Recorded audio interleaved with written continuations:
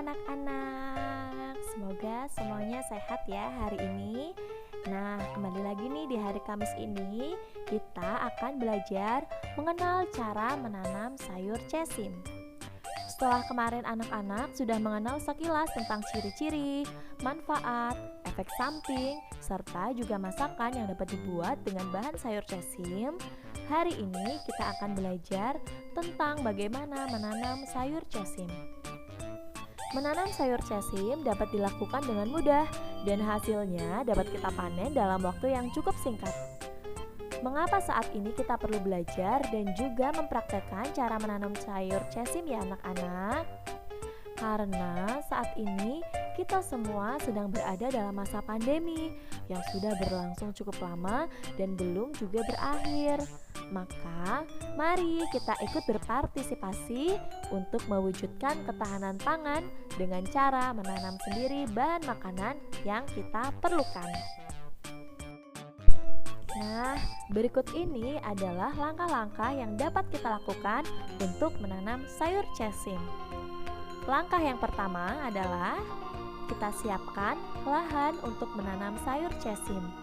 Kalau kita mempunyai kebun dan masih ada lahan yang tersisa, kita bisa memanfaatkannya dengan menanam sayur cesim langsung di kebun atau tanah. Namun jika tidak, kita bisa menggunakan polybag, pot bekas, atau barang-barang bekas lainnya untuk digunakan sebagai pot, seperti paralon bekas, botol air mineral, kantong pembungkus deterjen, sabun atau minyak goreng, dan sebagainya. Lalu, langkah yang kedua adalah dalam wadah yang sudah kita siapkan tadi, kita isi dengan tanah yang subur.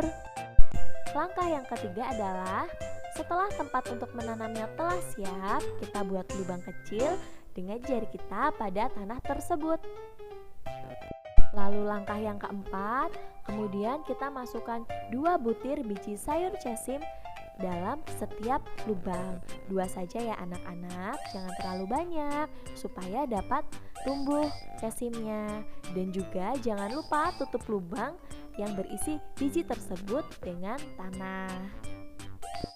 Langkah yang kelima, anak-anak menyiramnya secara rutin. Menyiramnya diperciki saja ya airnya, nah tidak perlu terlalu banyak. Dan nanti tunas cesim akan muncul kira-kira setelah 2-3 hari. Lalu langkah yang keenam adalah hewan seperti belalang dan ulat sangat suka dengan sayur cesim. Jadi selain harus menyiramnya secara rutin, kita juga harus memperhatikan apabila ada hewan seperti belalang dan ulat yang menempel pada tanaman cesim kita ambil ulat ataupun belalang tersebut supaya tidak menghabiskan daun cesim yang sedang kita tanam. Dan langkah yang ketujuh atau langkah yang terakhir adalah kira-kira dalam waktu 1 bulan sayur cesim sudah dapat kita panen dan kita olah menjadi berbagai macam masakan yang lezat. Nah, untuk tugas anak-anak hari ini adalah yang pertama, motorik kasar, menggulirkan bola dengan bermain bowling dengan pin bowling dari berbagai benda yang ada di rumah. Lalu tugas yang kedua, motorik halusnya adalah kolase gambar sayur dengan menyobek kertas. Kertas dilipat, dipotong ukuran kecil dengan dirobek, lalu ditempelkan pada gambar.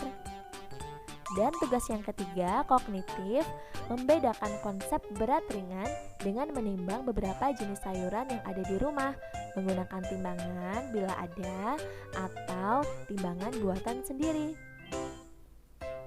Lalu, tugas yang keempat, bahasa, memilih 1 jenis sayuran yang ada di rumah, kemudian menceritakan tentang sayuran tersebut.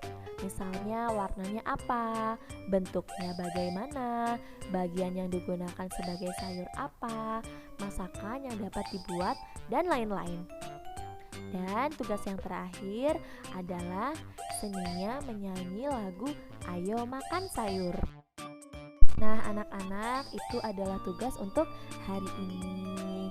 Kita bersyukur ya kepada Tuhan yang telah menciptakan banyak sekali jenis sayuran, dan salah satunya adalah sayuran cesim.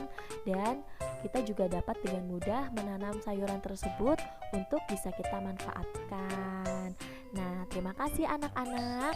Selamat belajar, semangat, tetap semangat, dan semoga anak-anak sehat selalu. Sampai jumpa.